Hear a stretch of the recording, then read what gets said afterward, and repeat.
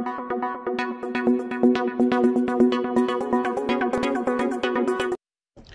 Viewers, welcome to homework online classroom. আবারও সবাইকে homework online ক্লাসরুমে স্বাগত জানাই। এসো আমরা দেখি ক্লাস 5-এর একটি গুরুত্বপূর্ণ পড়া, যেটা তোমাদের দ্বিতীয় পর্বের সিলেবাসে আছে। অর্থাৎ এই পড়াটা পড়লে তোমাদের দ্বিতীয় পর্বের যে পরীক্ষাটা হবে সেখানে কিন্তু অনেক ভালো নম্বর পেতে সাহায্য হবে। তো চলো দেরি না করে আমরা শুরু করি আমাদের বাংলা বিষয়ের কিছু পড়াশোনা। এখানে আমরা আলোচনা করব লিমেরিক, একটি কবিতা। এই কবিতাটার সৃষ্টি নিয়ে দ্বিমত আছে। এডওয়ার্ড লিয়ার্ড ছিলেন এক বিখ্যাত কবি। তার একটা বিশেষত্ব ছিল, বিশেষ সংখ্যা বিশিষ্ট কবিতা তিনি লিখতে পারতেন। আর এই কবিতাটার অনুবাদ করেছিলেন আমাদের এটা অনুবাদ করেছিলেন সত্যজিৎ রায়। সত্যজিৎ রায় অনুবাদ করেছিলেন। তো সত্যজিৎ রায় সম্বন্ধে বলতে গেলে দিন শেষ হয়ে যাবে। তিনি অনেক বিখ্যাত বিখ্যাত বইয়ের স্রষ্টা। ফেলুদা, তারপরে আরো বিভিন্ন রকমের মজার, হাসির এবং সুন্দর বইয়ের স্রষ্টা। লিমেরিক আসলে একটা 5 পংক্তি বিশিষ্ট ছড়া, মানে 5টা পংক্তি থাকবে, 1 2 করে 5টা অনুচ্ছেদ আছে, ঠিক আছে। আর এখানে আয়ারল্যান্ডের একটা দেশ, একটা শহরের নাম লিমেরিক, তাই অনুযায়ী এই কবিতাটির নাম হয়েছে। তো দেখো এখানে কিরকম কবিতা। বললে বুড়ো বোঝো ব্যাপার খানা, একটা মোরগ 4টে শালিক ছানা। দেখো কেমন ব্যাপারটা উল্টো পাল্টা ব্যাপার। মোরগ বলছে, আবার 4টি শালিক ছানা বলছে। এটা একটা রসাত্মক, মজাদার, হাস্য রসাত্মক কবিতা, মানে এটা একটা মজার ব্যাপার। এই কবিতাটা নেওয়া হয়েছে তোরাই বাঁধা ঘোড়া, তোরাই বাঁধা ঘোড়ার ডিম অংশ থেকে, কবিতার অংশ থেকে। তো দেখো এখানে এটা কিন্তু বাচ্চাদের পড়ার নার্সারি রাইমসেও এই কবিতাটা পাবে তুমি। বললে বুড়ো বোঝো ব্যাপার খানা, একটা মোরগ 4টে শালিক খানা, মানে একটা মোরগ বসে আছে আর 4টে শালিক খানা। দেখো মোরগের তো বাচ্চা হয় না, আবার 4টে শালিক খানা ওর কাছে আছে, মানে মোরগের বাচ্চা, মোরগ মুরগি থাকবে, মুরগির বাচ্চা থাকবে। একটা বোধহয় হাঁড়ি চাচা, একটা মানে হাঁড়ি চাচা, দাড়ির মধ্যে বেঁধেছে আস্তানা। এবার দাড়ি মানে দাড়ি, দাড়ি মানে এই দাড়ি, গোপ দাড়ি, মানে এমন একটা কথা। দেখো এই দেখো, এই গোপ দাড়ি, এখানে বুড়োটা শুয়ে আছে আর এই গোপ দাড়ির মধ্যে দেখো এই বাচ্চাগুলো আস্তানা বেঁধেছে। দেখতে পাচ্ছ ছবিটাই? ছবিটা গেছে সমীর সরকার। তারপরে দেখো, খুদে বাবু ফুল গাছে বসে যেন পক্ষী। আর খুদে বাবু কি করছে, বড় বাবু কি করছে, বুড়োটা কি করছে, বুড়োটা শুয়ে আছে, তার এই দাড়ির মধ্যে পাখির বাচ্চাগুলো বাসা করেছে। খুদেটা ছোটটা কি করছে দেখো তো, খুদে বাবু ফুল গাছে বসে যেন পক্ষী, মানে খুদে বাবু এবার গাছের ওপর, ফুলের ওপর শুয়ে আছে। দেখো শুয়ে আছে, দেখতে পাচ্ছ? হ্যাঁ, খুদে বাবু শুয়ে আছে ফুলের ওপরে। মৌমাছি এসে বলে এ তো মহাঝক্কি, এত মহাঝক্কি, এটা খুব বিপদের। আমি ফুলে মধু খাবো কি করে? তুমি যে ফুলের মধুটাকে গার্ড করে শুয়ে আছো, এই দেখো মধু যেখান দিয়ে খাবে সেখানে এবার শুয়ে আছে। মৌমাছি এসে বলে এ তো মহাঝক্কি, মধু খাবো, সরে যাও। বাবু বলে চুপ, চুপ রাও, তুমি আছো বলে গাছে বসবে না লোক কি? তুমি যে আছো তাই বলে কি গাছে লোক বসবে না? এইটুকু একটা ছোট্ট কবিতা। হ্যাঁ, এখানে এটা ভালো করে পড়ে নেবে, ঠিক আছে। তারপর 3টে দেখো, যেখানে যে বই আছে পাখি সম্বন্ধে, মন দিয়ে পড়ি সব সকাল সন্ধে। যেখানে বই আছে পাখি সম্বন্ধে, সেইটা আমরা কিন্তু সকাল সন্ধে মন দিয়ে পড়ি। আজ শেষ হবে পড়া, আর বাকি নেই, আফসোস শুধু এই তল্লাটে পাখি নেই। তাহলে পাখি সম্বন্ধে পড়া হয়ে গেল, কিন্তু আর কিন্তু আমাদের এলাকায় কোনো পাখি নেই। এটা মজার হলেও আমাদের চোখে আঙুল দিয়ে দিয়ে দেখিয়ে দিয়েছে যে পাখি সংখ্যা কিভাবে কমে যাচ্ছে, কিভাবে আমাদের পরিবেশটা আমাদের বসবাসের অযোগ্য হয়ে যাচ্ছে দিনে দিনে। হ্যাঁ, আমার তো মানে ভীষণ খারাপ লাগে যে কিভাবে আমরা নষ্ট হতে চলেছি, পৃথিবী কিভাবে নষ্ট হতে চলেছে। আজকে যে জায়গা প্রাণবন্ত, পাঞ্চল, জমজমাট, লোকজন হৈ হৈ করছে, 2050-60 সালের দিকে সেখানে কিন্তু একদম শুধু খরা, সেখানে কেউ থাকবে না, ভগ্ন স্তূপ থাকবে। তো এইরকমই পাখি সব চলে যেতে শুরু করছে। আমরা পাখি নিয়ে বড় বড় কথা বলছি, এইটা হাঁড়ি চাচা, এটা চিল, এটা শকুন, কিন্তু আদৌ কোনো পাখি থাকবে না। এটা সুন্দর একটা মজার কবিতা, আমাদের চোখে আঙুল দিয়ে দেখিয়ে দিয়েছে কবি যে আমাদেরকে কিরকম সাবধানতা অবলম্বন করতে। এখানে দু তিনটে কোশ্চেন খুবই গুরুত্বপূর্ণ, এখানে সেরকম কোশ্চেন আসে না, কিন্তু দু তিনটে কোশ্চেন খুবই গুরুত্বপূর্ণ। দেখো, প্রথমে হচ্ছে যে কয়েকটা মানে, যেমন হুতুম প্যাঁচা মানে কি, করতে পারে পরীক্ষায়। তারপরে হাঁড়ি চাচা মানে কি, হাঁড়ি চাচা এক ধরনের পাখি, হুতুম প্যাঁচা মানে একটা প্যাঁচার প্রজাতি। তারপরে পড়তে পারে চোপড়াও, চোপড়াও মানে কি, চুপ করো, চুপ রও, চুপ করে থাকো। তারপরে আসতে পারে তল্লাট মানে কি। এই কটা শব্দ কিন্তু খুব ইম্পর্টেন্ট। কোন কোন শব্দগুলো বললাম, আমি যেগুলো বললাম সেগুলো একটু মনে রাখো, সেগুলোর মানেটা জেনে নাও, তাহলেই হবে। হ্যাঁ, তা এখানে দেখো হুতুম প্যাঁচাটা খুবই গুরুত্বপূর্ণ, পরীক্ষায় পড়েছে দু তিনবার। হাঁড়ি চাচাটা পড়েছে। আর একটা জিনিস দেখো তুমি এখানে, ঝক্কি মানে কি, বিপদ, ঝক্কি মানে বিপদ। তারপরে দেখো তো, এখানে আর একটা বলেছিলাম কি,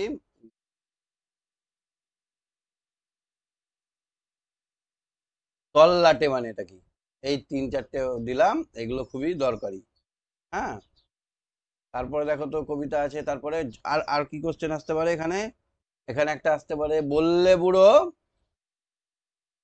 এখানে একটা কোশ্চেন আসতে পারে, একটা কোশ্চেন আসতে পারে যে বললে বুড়ো বোঝো ব্যাপার খানা। বুড়ো কোন ব্যাপারের কথা বলেছে, এখানে বুড়ো কোন ব্যাপারের কথা বলেছে, বুড়ো কোন ব্যাপারের কথা বলেছেন। এখানে ব্যাপারটা বুঝতে পারছো তোমরা, তার দাড়ির মধ্যে এই যে মোরগ, তারপর শালিক, হ্যাঁ, হাঁড়ি চাচা, এরা বাসা করেছে। এটা কিরকম দেখো, একটা ব্যঙ্গাত্মক কবিতা। গাছে পাখিরা বাসা করে, সব গাছ তো মানুষ নামক দস্যু জানোয়াররা কেটে ফেলেছে, তো বাসা করেছে কোথায় বলো তো, বুড়োর দাড়িতে। কত ব্যঙ্গাত্মক বলো, গাছে পাখির বাসা করা দরকার, গাছ কেটে দিয়েছে মানুষ, আর সেই ব্যাপারটাই দেখছে যে আমার দাড়িতে বাসা করে, দাড়ি বড় বড় করছে, কিন্তু গাছ কেউ রাখছে না। বুঝতে পারছো? তাহলে ব্যাপারটা কি বোঝালাম, না দেখো ব্যাপারখানা, দাড়ি, তার দাড়ির মধ্যে শালিক, তারপর হাঁড়ি চাচা, তারপরে মোরগ, সবাই এসে বাসা করেছে। এই ব্যাপারটাই বুড়ো বোঝাতে চাই। 2 নম্বর আর কি কোশ্চেন আসতে পারে, এখানে আসতে পারে 2 নম্বর, কে মধু খেতে চাইছিল, কে মধু খেতে চাইছিল, আসছিল, এসেছিল, কে মধু খেতে আসছিল, এটা হচ্ছে 2 নম্বর কোশ্চেন।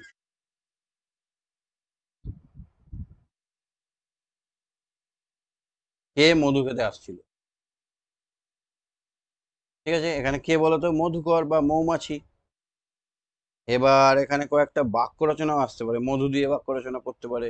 এই দুটো কোশ্চেন কিন্তু খুবই ইম্পর্টেন্ট। দুটো ব্যাপার বুঝতে পেরে গেছো, ফুলের ওপর ছোট বাবু ঘুমিয়ে, এই ব্যাপারটা, আর এখানে হচ্ছে দাড়ির মধ্যে পাখির বাসা। এই দুটো খুব অদ্ভুত ব্যাপার লাগলো। চলো আমরা নেক্সট কবিতাটাও দেখে নিই।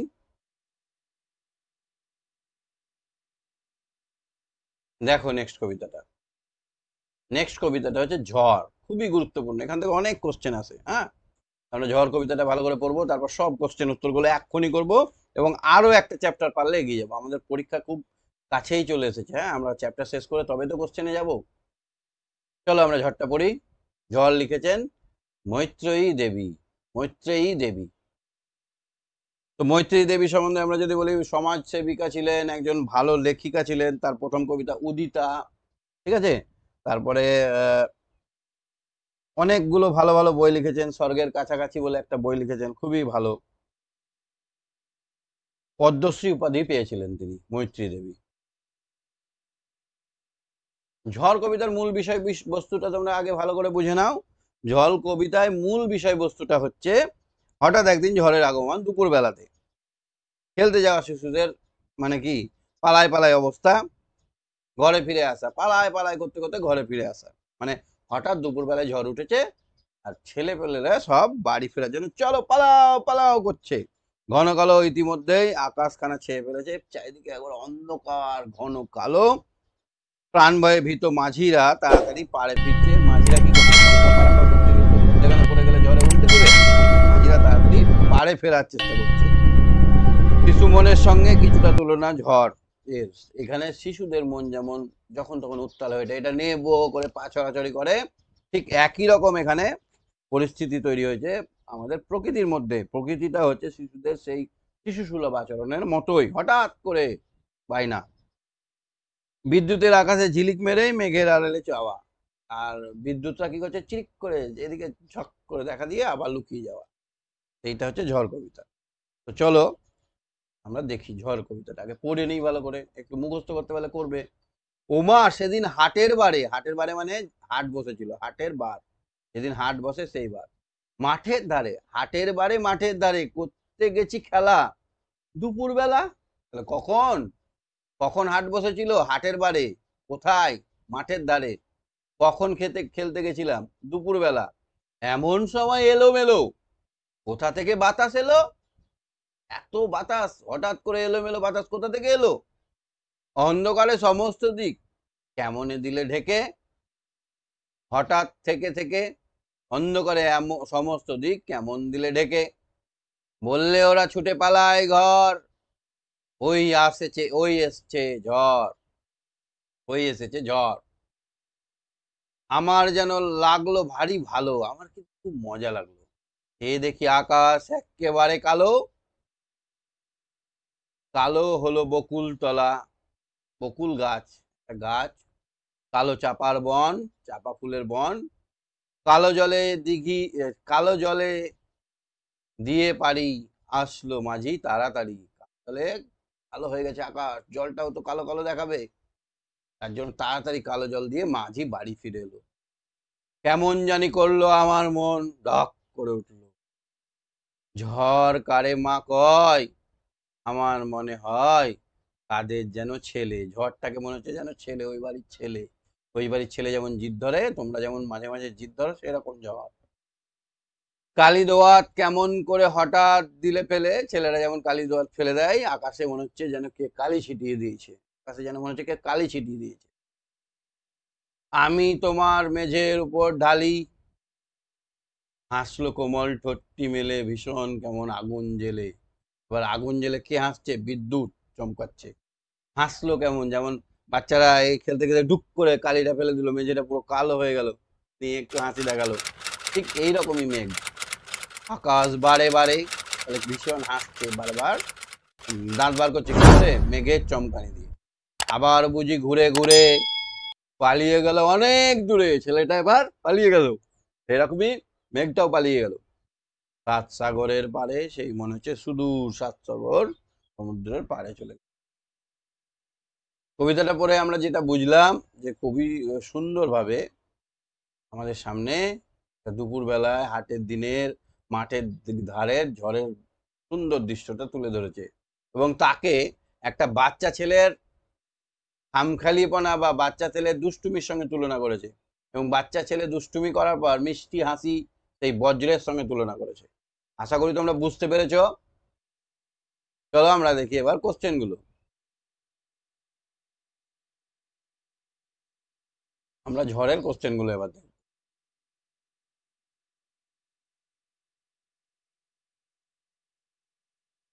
আচ্ছা দেখো ঝড়ের কোশ্চেন কি কি আছে দেখে নেই। হুম,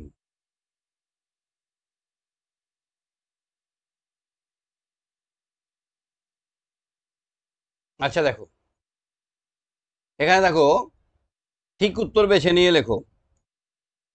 পশ্চিমবঙ্গে, আর একটু বড় করব, এবার দেখতে পাচ্ছ, পশ্চিমবঙ্গে কালবৈশাখী যে ঋতুতে হয় সেটা হলো গ্রীষ্ম, বর্ষা, শরৎ, শীত। আমরা সবাই জানি সেটা হয় কখন হয়? হ্যাঁ এই দেখো গ্রীষ্মকালে হয়। কখন হয়? গ্রীষ্মকালে হয়। নেক্সট দেখো, দিনের যে সময়ে কালবৈশাখী ঝড় আসে সেটা হচ্ছে দুপুর, বিকেল, রাত।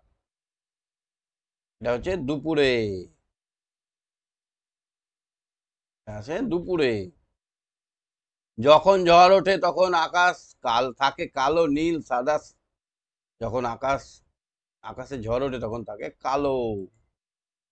গ্রীষ্মের একটি ফুল হলো গাঁদা, গন্ধরাজ, চাপা, পদ্ম। গ্রীষ্মকালে চাপা ফুল ফোটে। চাপা তলার কথা বলা আছে। তারপর ক স্তম্ভর সঙ্গে খ স্তম্ভ মেলাও। মাঝি থেকে হবে নাইয়া। মাঝি থেকে কি হবে? নাইয়া। ঝড় থেকে হবে প্রবল জোরে হাওয়া। দেখো মিলিয়ে নাও তোমরা। তারপরে এখানে সাগর থেকে হবে সমুদ্র।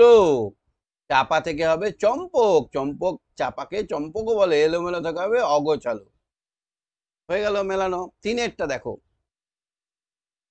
তিনেরটা দেখতে পাচ্ছ? পরের পৃষ্ঠায় নেই। তিনেরটা দেখো।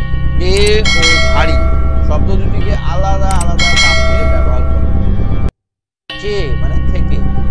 রিমার চেয়ে সীমা বা উমুকের চেয়ে তুমুক অনেক 3 বছরে বড়। বুঝতে পেরেছো? কে বোঝাতে। আর চেয়ে মানে তাকালে চেয়ে থাকি। আমি তোমাদের মুখ পানে চেয়ে থাকি। মেয়েটির কথা শুনে ছেলেটা অবাক হয়ে চেয়ে রইল। ভারী। ভারী মানে ভীষণ। জ্যোতির বাবার উপরে ভারী রাগ। অনেক রাগ, খুব রাগ। আবার ভারী দিয়ে দেখো প্রীতির কণ্ঠ ভারী সুন্দর। ভারী মানে অত্যন্ত সুন্দর, খুব ভালো। তারপরে দেখো তো বিশেষ আর বিশেষণ আলাদা করতে হবে। এখানে দেখো এখানে কি কি কোশ্চেনে আছে দেখে নাও। বিশেষ বিশেষণ আলাদা করতে হবে। এই যে শব্দগুলো দেওয়া আছে এই শব্দগুলোর মধ্যে বিশেষ কোনটা আর বিশেষণ কোনটা আমাদেরকে আলাদা করতে হবে। আমি আলাদা করেছি। দেখো এখানে কি আছে। বিশেষণে বিশেষ হচ্ছে কোনো জিনিস বোঝাবে। থিংস, সামথিংস, নাম বোঝাবে। বাতাস, বন, দোআঁশ, জল, ঠোঁট। আর তাদের সম্বন্ধে যেগুলো মানে দোষ, গুণ, অবস্থা, সংখ্যা। যেমন বাতাসটা ঝোড়ো, তাহলে ঝোড়োটা হচ্ছে বিশেষণ। বিশেষণ মানে হচ্ছে অ্যাডজেক্টিভ। ইংরেজিতে বলা হয় অ্যাডজেক্টিভ। তাহলে দেখো এখানে এলোমেলো। বাতাসটা কেমন? এলোমেলো। হ্যাঁ। কিসের বন? চাপার বন।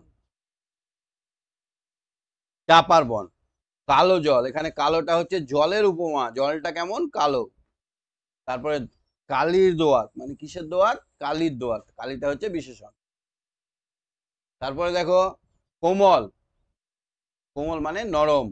ঠোঁটটা খুব নরম, তুলতুলে। নেক্সট দেখো তো কিয়ার নিচে দাগ দাও।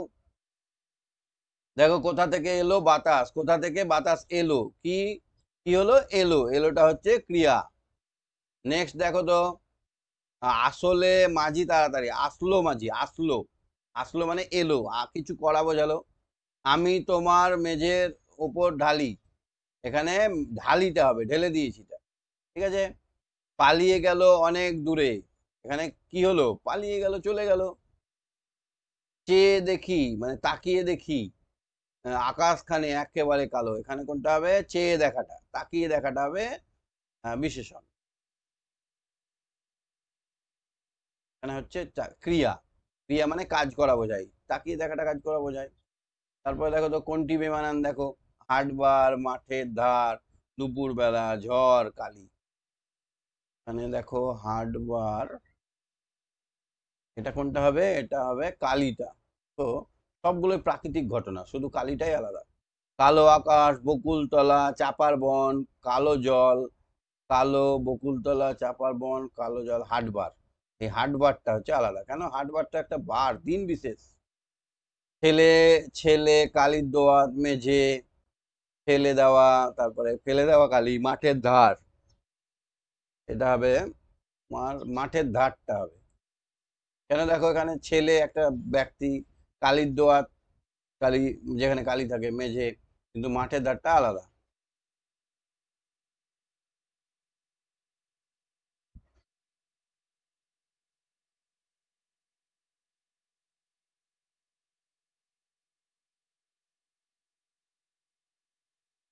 তারপরে দেখো তো 6.4-এরটা আকাশ, বিদ্যুৎ, ঝড়, সাত সমুদ্র, কালির দোয়াত।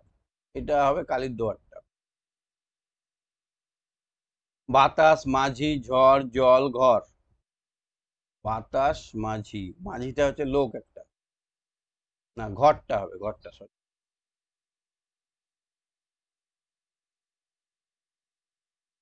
ঘরটা হবে আলাদা।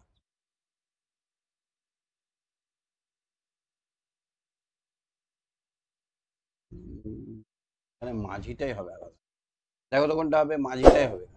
এটা একটা লোক, সব প্রাকৃতিক জিনিস। দেখো, অন্ধকার শব্দটির মতো দন্তা নয় ধয়ে এর প্রয়োগ আছে এমন 5টি শব্দ তৈরি করো। তাহলে অন্ধকারের মতো বন্ধন, দুর্গন্ধ, এগুলো সবই কিন্তু অন্ধকার বলা শব্দ। দুর্গন্ধ, দন্তা নয় ধয়ে আছে না, জলরন্ধ, বন্ধ, সিন্ধ, হবে না? এগুলো তাহলে তোমরা আরো লিস্ট করে নিতে পারো। এলোমেলো শব্দগুলো সাজিয়ে দেখো, আমি এখানে করে রেখেছি এলোমেলো। এটা প্রথমটা এলোমেলোটাই এলোমেলো হবে। না আকাশ, এটা হবে আকাশ খানা। তারপরে দেখো রাড়ি তাতা, এটা তাড়াতাড়ি। এটা কিন্তু খুব ইম্পর্টেন্ট, পড়তে পারে পরীক্ষায়। রেখে এক্কেবারে, এটা হবে এক্কেবারে। দেখো তারপরটা দেখো তো, বকুলতলা। ওকে। তারপরে দেখো আকাশখানা এক্কেবারে কালো, শূন্যস্থানে শব্দ বসাতে হবে। আকাশখানা একেবারে কালো, এখানে এক্কেবারেটা বসিয়ে দিই। আসলো মাঝি তাড়াতাড়ি, একবার তাড়াতাড়ি ছুটে এলো। আমার মন যেন লাগলো ভারী ভালো, ভারী, হ্যাঁ ভারীটা বসিয়ে দিবে। তারপরে দেখো হাসলো কোমল, মানে নরম ঠোঁটে। কালির দোয়াত, হঠাৎ দিল ফেলে, হঠাৎ দিল ফেলে, হঠাৎ দিল ফেলে হবে। কেমন করে, হঠাৎ দিল ফেলে। তারপরে দেখো বাক্য রচনা, হাট দিয়ে একটা বাক্য রচনা করো। এগুলো তোমরা নিজেই পারবে। আমাদের গ্রামে হাট বসে, আমাদের ঘরে প্রতি সোমবার হাট বসে, আমাদের সপ্তাহে 3 দিন হাট বসে। এটা লিখবে, ভালো দিয়ে একটা বাক্য রচনা করবে, সময় দিয়ে। এগুলো খুব সহজ আছে।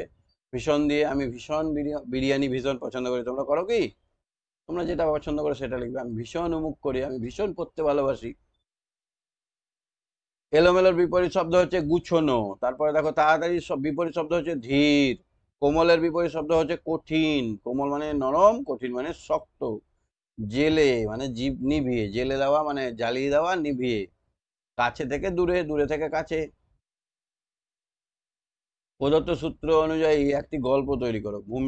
তুমি একা, বিরাট মাঠ, আকাশে ঘন মেঘ, গাছে পাতা নড়ছে না, ঝড় এলো, প্রবল বৃষ্টি, কোথাও আশ্রয় নিলে, ঝড় থামলো, রাতে বাড়ি ফিরল। এটা দেখো তোমরা নিজে বানাবে। যে একদিন আমি আহ, অনেক দূর বেড়াতে গেছিলাম, একাই ফিরছিলাম বাড়ি।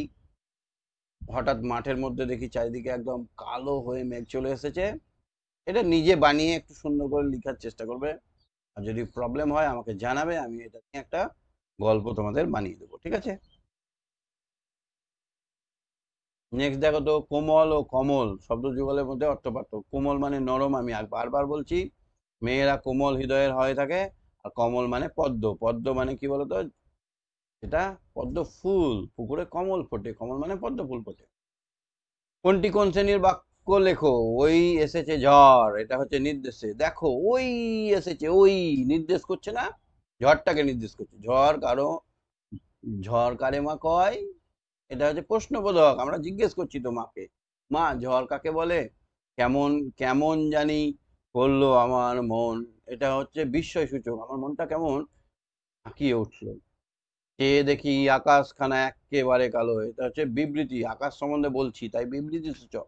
পালিয়ে গেল অনেক দূরে, সাত সাগরের পারে, নির্দেশক, ওই দূরে চলে গেল, দূরে নির্দেশ দিল, হ্যাঁ এটা হচ্ছে নির্দেশক বাক্য। তারপরে মৈত্রী দেবীর লেখা 2টি বইয়ের নাম দেখো। ন হন্তে মানে যেটা হবে না। তারপরে স্বর্গের কাছাকাছি, আমি আগেও বলেছি, এখানে 2টো বইয়ের নাম লেখা আছে। তিনি কত সালে পদ্মশ্রী পান? 1977 সালে, সালে পদ্মশ্রী পান। তারপর নিচের প্রশ্নগুলির উত্তর নিজের ভাষায় লেখো। ঝড় কবিতায় শিশুর দলের ছুটে যাওয়ার কারণ কি ছিল? হঠাৎ করে কালো মেঘ আর প্রচন্ড জোরে বাতাস আসছে, সেই জন্য পালিয়ে যাচ্ছে।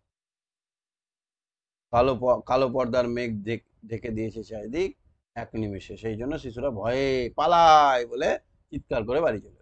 দুপুরবেলা চারিদিকে অন্ধকার হয়ে গেল কেন? দুপুরবেলা চারিদিকে আকাশে মেঘ করেছে, প্রচন্ড কালো মেঘে ঢেকে গেছে চারিদিক, সেই জন্য ঝড়ের প্রাদুর্ভাব হবে বলেই চারিদিক একদম অন্ধকার, সন্ধ্যের মতো অন্ধকার।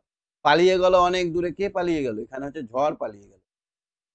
কোথায় পালিয়ে গেল? 7 সাগর 13 নম্বর, 7 সমুদ্র পারে পালিয়ে গেল। ঝড়ের সঙ্গে শিশু মনের কি তুলনা করা হয়েছে? দেখো, শিশুরা যেমন খেলতে খেলতে বিভিন্ন রকম অনিষ্ট, বিভিন্ন রকমের ক্ষতি, বিভিন্ন রকমের জিনিস করে, কালির দোয়াত ফেলে দিয়ে গোটা মেঝেটাকে কালি করে দেয়, এই ব্যাপারটাই তুলনা করা হয়েছে। আবার মাঝে মাঝে মিচকি হেসে আবার মন ভুলিয়ে দেয়, সেরকম ঝড় উঠলে আমাদের চারিদিক কালো হয়ে যায়, আর চিরিম চারাম করে বিদ্যুৎ চমকায়, আর আমাদের কি হয়? মনটা কি হয়? যেন মনে হচ্ছে যে আকাশ কালো মেঘটা হাসছে।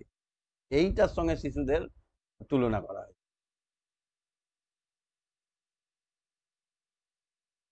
ঝড়ের বর্ণনা দিতে মেঘ করে আসা আর বিদ্যুৎ চমকানোর কথা কবি কোন পংক্তিতে তুলে ধরেছে? ঝড়ের বর্ণনা দিতে গিয়ে মেঘ আসা কবিতা দ্বিতীয় পংক্তিতে তুলে হয়েছে, আর বিদ্যুৎ চমকানো এটা হচ্ছে শেষের পংক্তিতে আছে, শেষের দিকে।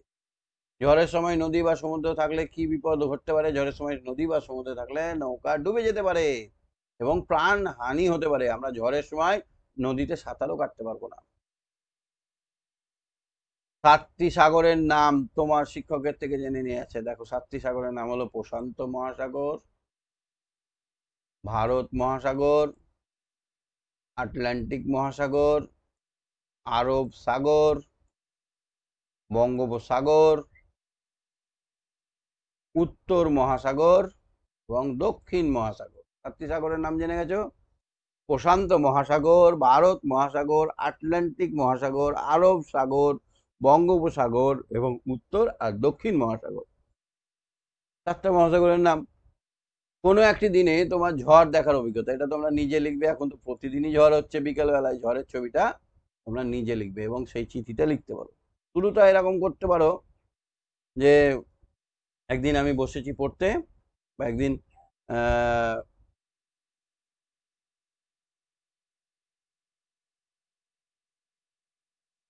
একদিন আমি পড়তে বসেছি, হঠাৎ করে আমাদের বাড়ি, আমাদের গ্রামে হঠাৎ করে ঝড় এলো, শোঁ শব্দ। নিজে যেমন ক্রিয়েটিভিটি আছে সেরকম দিয়ে বানাতে হবে। হ্যাঁ, ঝড়ের একটি ছবি আঁকো। এখানে একটা ঝড়ের ছবি বলতে পুরো আকাশটা কালো করবে, পুরো আকাশটা কালো কালো কালো কালো কালো করে দেবে, তারপরে বিদ্যুতের চমকানি দেবে, আর গাছগুলোকে বাঁকা বাঁকা করে গাছের থেকে শেডটাকে টেনে দেবে। হ্যাঁ, ঝড়ের ছবি এরকম হবে। তাহলে আমরা সব কোশ্চেন গুলোর উত্তর দেখে নিলাম। কি বুঝতে পারছো তো কোশ্চেন গুলোর উত্তর?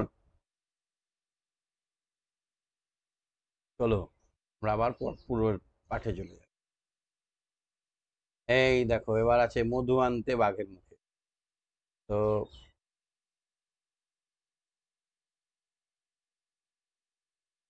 দেখো, মধু আনতে বাঘের মুখেটা নেক্সট দিন আমরা করবো। আগের পরের দিন আমরা দু তিনটে আবার দু তিনটে পড়া করে নেবো, ঠিক আছে? একদিনে বেশি করলে তোমাদের মনে থাকবে না।